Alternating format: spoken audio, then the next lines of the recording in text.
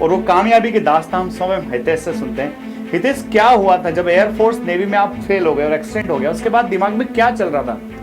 फिर जैसे ही लॉकडाउन खुलता है और वैकेंसी आती है पैरा मेडिकल स्टाफ की, उसमें सर मैंने लैब असिस्टेंट के रूप में सर रतलाम में ज्वाइन किया। फिजिकल देने जा रहा था जेल फेरी का, उसी समय मेरे पास कॉल आता है रतलाम मेडिकल कॉलेज से, बोलते हैं कि आपका सिलेक्शन हो चुका है और आप आइए और हमारे यहाँ ज्वाइन कीजिए। नौकरी के साथ साथ पढ़ाई, देखिए कितना मुश्किल होता है। स्टूडेंट्स तो सिर्फ पढ़ाई कर रहे होते हैं, उसमें उनको ऐसा लगता है बड़ा बोझ है, बड़ा भारी है। भाई भारी कुछ भी नहीं है, हारा वही है जो लड़ा नहीं है। आप अपने लक्ष्य को बिल्कुल फोकस रखिए और बंदा असिस्टेंट ऑडिटर के लिए भी चयनित हो जाता है। इन कर लिया। और एक और बड़ी बात जो इन्होंने वीडियो शूट करने से पहले मुझे बताई कि इन्होंने ऑल एमपी 3rd रैंक लगाई। सोचिए। जय हिंद साथियों। मोटिवेशन की आवश्यकता किसे नहीं होती है। हर आदमी चाहता है कि वो कोई मोटिवेशनल वीडियो देखे, कोई मोटिवेशनल स्टोरी पढ़े और अपने आप को मोटिवेटेड रखे ताकि वो अपने लक्ष्य की पूर्ति कर पाए। आज हमारे इस वीडियो में पूरी स्टोरी जो है किसी फिल्मी स्टोरी से कम लगने वाली नहीं है, पर आप जब इस वीडियो को पूरा देख पाएंगे या देख लेंगे तो उसके बाद आप समझ जाएंगे कि इंसान चाह ले तो क्या नहीं हो सकता है। आज के हमारे इस वीडियो में हमारे साथ है 4 डिफेंस एकेडमी के हमारे विद्यार्थी हितेश, और हितेश की कहानी जो मैं आपको बताने वाला हूं उसको सुनकर के आपके रोंगटे भी खड़े हो जाएंगे और आप अपने लक्ष्य के लिए बिल्कुल दौड़ लगाने लगेंगे। जी हाँ दोस्तों, तो सबसे पहले मैं स्वागत करता हूं हितेश का। हितेश, आपका बहुत बहुत स्वागत है। Thank you sir. परिचय कराता हूं। हितेश संस्थान ज्वाइन करते हैं इंडियन नेवी और एयरफोर्स की तैयारी के लिए। इंडियन नेवी और एयरफोर्स की तैयारी के लिए जब ज्वाइन करते हैं, बहुत ही होनहार विद्यार्थी होते हैं, बहुत अच्छे से पढ़ने वाले विद्यार्थी होते हैं और पहले ही प्रयास में नेवी और एयरफोर्स की परीक्षा पास कर लेते हैं।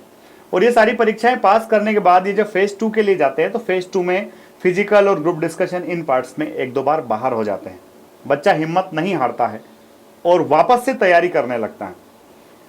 जब एग्जाम देने जा रहा है कोई व्यक्ति, उसी समय बाइक का टायर फट जाता है और एक्सीडेंट हो जाता है और व्यक्ति को 6 महीने घर पे रहना पड़ता है। पढ़ाई लिखाई सबसे दूर, जो सपने देखे हैं वो सपने एकदम चकनाचूर। सोचिए अगर किसी के साथ ऐसा होगा तो व्यक्ति क्या करेगा। वो व्यक्ति सिर्फ अपनी किस्मत को दोष देगा और उसके आगे वो कुछ कर नहीं पाएगा। परंतु हितेश हिम्मत नहीं हारते हैं और आगे बढ़ते हैं और तय करते हैं कि चूंकि अब एक्सीडेंट से मैं गिर गया हूं, मैं फौज के लिए लायक नहीं बचा हूं, तब मैं दूसरी लाइन को पकड़ता हूं जिससे मैं अपनी कामयाबी को सुनिश्चित कर सकता हूं। और वो कामयाबी की दास्तान हम स्वयं हितेश से सुनते हैं। हितेश, क्या हुआ था जब एयरफोर्स नेवी में आप फेल हो गए और एक्सीडेंट हो गया, उसके बाद दिमाग में क्या चल रहा था? कि मुझे नेवी एयरफोर्स मतलब डिफेंस लाइन में जाना है। फिर मैंने सोचा कि अब मैं कुछ 1-2 सालों तक तो फिट नहीं हो पाऊंगा। फिर मैंने सोचा कि अपन व्यापम की तैयारी की तरफ फोकस करते हैं। फिर मैंने सर व्यापम के लिए सर मैंने सिलेबस ढूंढना शुरू किया। क्या सिलेबस है, क्या मैच, मतलब जो मैंने एनडीए या फिर एयरफोर्स के लिए जो पढ़ा है उसमें क्या क्या मैच हो रहा है, अलग से क्या पढ़ना है। जैसे उसमें एमपी पढ़ना है, मैनेजमेंट पढ़ना है या कंप्यूटर पढ़ना है, हिंदी पढ़ना है, इन सबको मैंने पढ़ना शुरू किया। तो नेवी एयरफोर्स का जब रास्ता बंद हो गया तो आपने अपना रास्ता खुद तय कर लिया कि कहाँ जाना है, वो व्यापम की पढ़ाई करने लगे, व्यापम का सिलेबस ढूंढ लिया। तो लोग तो कहते हैं कि पिछले 2 सालों में कोई वैकेंसी आई ही नहीं, या आई है तो बिल्कुल नाम मात्र की आई है, मतलब लोग किस्मत को और समय को ही दोष दे रहे हैं। आपने उस समय में क्या देखा? सर जैसे ही लॉकडाउन लगा, वैकेंसी के, कोचिंग के, सबके रास्ते बंद हो गए। मैं उसी समय से उसके जस्ट पहले से मैं तैयारी करना शुरू किया था। अब सर मैंने लेकिन लॉकडाउन में सर अपनी तैयारी को जारी रखा। फिर जैसे ही लॉकडाउन खुलता है और वैकेंसी आती है पैरा मेडिकल स्टाफ की, उसमें सर मैंने लैब असिस्टेंट के रूप में सर रतलाम में ज्वाइन किया। जैसे स्थितियां नॉर्मल होती है, पैरामेडिकल स्टाफ की वैकेंसी आती है, बंदा एग्जाम देता है, क्लियर हो जाता है और रतलाम मेडिकल कॉलेज को ज्वाइन भी कर लेता है। जी सर, उसी समय सर ये पैरामेडिकल स्टाफ की सर एग्ज़ाम देने के पहले ही मेरा सर जेल प्रेरी में मैंने फॉर्म भरा था। और उसी समय जब मैं फिजिकल देने जा रहा था जेल प्रेरी का, उसी समय मेरे पास कॉल आता है रतलाम मेडिकल कॉलेज से, बोलते हैं कि आपका सिलेक्शन हो चुका है और आप आइए और हमारे यहाँ ज्वाइन कीजिए। जा रहा है, जब जेल प्रेरी का फिजिकल देने जा रहा है बंदा और उसी समय कॉल आता है कि आपका सिलेक्शन हो गया, आपका चयन हो गया, आप आकर के ज्वाइन कीजिए। तो कैसा लग रहा था? ऐसा नहीं लग रहा था कि जेल प्रेरी का फिजिकल छोड़ देते, अब चलो ज्वाइन ही करते हैं? ट्रेन में मेरे सामने यही विचार आया, क्योंकि जो मेरे पैर में जो प्रॉब्लम थी वो हल्की सी मुझे परेशान भी कर रही थी। मेरी एक नस सब खिंच भी गई थी और उसी खिंची नस के साथ में दौड़ा जेल प्रेरी में और फिजिकल निकाला, गोला फेंका, कंप्लीट मेरा फिजिकल सर उसमें क्लियर हो गया।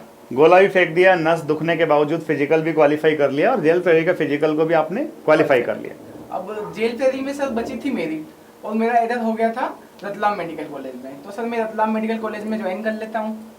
उसी समय सर जो ग्रुप 2 सब ग्रुप 4 के तहत व्यापम में जो एग्ज़ाम होती है उसमें असिस्टेंट ऑडिटर की वैकेंसी आई थी। तो असिस्टेंट ऑडिटर के वैकेंसी, देखिए बड़ी पिक्चर घूम रही है। पहले बंदा जो है पैरामेडिकल एग्जाम के through Ratlam medical college join कर लेता है, जेल प्रेरी का सब कुछ क्लियर हो जाता है, सिर्फ मेरिट लिस्ट बाकी रहती है, और अब एक और तीसरी वैकेंसी आ जाती है, दैट इज असिस्टेंट ऑडिटर। बड़ा पद होता है, तो असिस्टेंट ऑडिटर के पद के लिए क्या फिर वापस से एग्जाम देते हैं? जी सर, और फिर से उसमें भी सिलेक्ट हो जाते हैं? जी सर, मैंने सर रतलाम में जॉब करते हुए असिस्टेंट ऑडिटर के लिए ग्रुप 2 सब ग्रुप 4 एग्जाम के लिए मैंने तैयारी करी, और वहीं से मैंने एग्जाम को क्वालिफाई किया। नौकरी के साथ साथ पढ़ाई, देखिए कितना मुश्किल होता है। स्टूडेंट्स तो सिर्फ पढ़ाई कर रहे होते हैं, उसमें उनको ऐसा लगता है बड़ा बोझ है, बड़ा भारी है। भाई भारी कुछ भी नहीं है, हारा वही है जो लड़ा नहीं है। आप अपने लक्ष्य को बिल्कुल फोकस रखिए, और बंदा असिस्टेंट ऑडिटर के लिए भी चयनित हो जाता है। और एक और बड़ी मजे की बात कि फिर जेल डिपार्टमेंट तो ज्वाइन ही नहीं करता है, और अभी इन्होंने असिस्टेंट ऑडिटर ज्वाइन कर लिया है। जी सर, मेरी उज्जैन में मैंने असिस्टेंट ऑडिटर ज्वाइन किया। उज्जैन में असिस्टेंट ऑडिटर ज्वाइन कर लिया। और एक और बड़ी बात जो इन्होंने वीडियो शूट करने से पहले मुझे बताई कि इन्होंने ऑल एमपी 3rd रैंक लगाई। सोचिए दोस्तों, साथ मेरे जिनको मैं पढ़ा रहा हूँ उनका सभी का सिलेक्शन हो, पर जो व्यक्ति घर पे पढ़ेगा, लाइब्रेरी में पढ़ेगा, अपने रूम पे पढ़ेगा, वही सेलेक्ट होगा। सेल्फ स्टडी मायने रखती है, बहुत बड़ा रोल प्ले। बहुत मायने रखती है। और कोचिंग्स का कितना रोल रहता है? फोर्स एकेडमी का क्या रोल रहा आपके जीवन में? सर मैं जब घर से इंदौर के लिए आया, मैंने जब फोर्स एकेडमी को ज्वाइन किया, तब मुझे कुछ पता नहीं था, कि बस मुझे ये पता था कि हाँ एयरफोर्स नेवी में वैकेंसी आती है, आर्मी की वैकेंसी आती है, एनडीए आती है, और मैंने उसके लिए यहाँ ज्वाइन किया।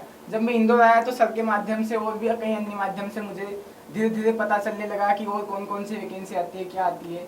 तो सर उस टाइम पे मुझे पता चल गया था कि अपने को आगे और क्या कर सकते हैं अपन डिफेंस के साथ साथ, और क्या क्या कर सकते हैं। और सभी बच्चों को बात ध्यान में रखना चाहिए। देखिए हम निकले हैं, हम अपना करियर बनाने निकले हैं, तो हम जिस फील्ड के लिए आए वो हमारा फर्स्ट प्रायोरिटी होना चाहिए। पर अगर सेकंड प्रायोरिटी के लिए हम फिट हैं, अगर हम एलिजिबल हैं, तो उसके लिए भी जा सकते हैं। हितेश, एक लाइन में हमारे व्यूअर्स को आप क्या संदेश देना चाहते हैं? वो क्या मूल मंत्र हो सकता है आपके लिए? क्या मूल मंत्र था जिससे आपने 3 एग्जाम्स का ज्वाइनिंग लेटर आपके हाथ में रहा है? देखिए, सबसे पहले तो आपका जो भी पेपर हो, आपको सिलेबस देखना है। सिलेबस में क्या क्या चीजें हैं, आपने वो पढ़ी हुई है या नहीं पढ़ी हुई है। जो पढ़ी हुई है उनको तो पढ़ना ही है, लेकिन जो छूटी हुई है उन पे सबसे पहले ध्यान देना है, क्योंकि जो आपने एक बार पढ़ रखा है, आप उसको जब रिवीजन भी करेंगे तो आपका काम बन जाएगा। लेकिन जो आपका छूटा हुआ है उसको आप सबसे पहले पढ़ें, उसका रिवीजन करें। और सेल्फ स्टडी आपको जरूर करना है। पुराने पेपर सर मूल मंत्र होते हैं सर किसी भी एग्जाम को निकालने का, चाहे एनडीए हो, नेवी, एयरफोर्स, व्यापम, एमपीपीएससी, कुछ भी हो, एसएससी, इन सब में पुराने पेपर का बहुत बड़ा रोल रहता है। यदि आपने पुराने पेपर सही से कर रखे हैं तो आपको एग्जाम में बिल्कुल नयापन नहीं लगेगा। आपको ऐसा लगेगा कि मैं अपनी बेंच पे बैठ के ही अपने पेपर सोल्व कर रहा हूँ। तो पुराने पेपर पे विशेष फोकस करिए और प्रीवियस ईयर्स के क्वेश्चंस लगाइए। जिस एग्जाम को आप दे रहे हैं उस एग्जाम की नब्ज टटोलिए, क्या पूछता है, कितना पूछता है, कहाँ से पूछता है। और हितेश के इस वीडियो को हमेशा ध्यान में रखिए। निश्चित तौर पर अगर आप भी प्रयास कर रहे हैं तो सफलता सिर्फ आप ही का इंतजार कर रही है। लगे रहिए, मेहनत कीजिए, ईमानदारी के साथ अगर आप मेहनत करेंगे तो निश्चित तौर पर सफल होंगे। अगर आपको वीडियो अच्छा लगा है तो उस व्यक्ति तक इस वीडियो को पहुंचाना ना भूले जिसको इसकी आवश्यकता है। अगले वीडियो में फिर मिलते हैं। जय हिंद, जय भारत, इंकलाब जिंदाबाद, भारत माता की जय।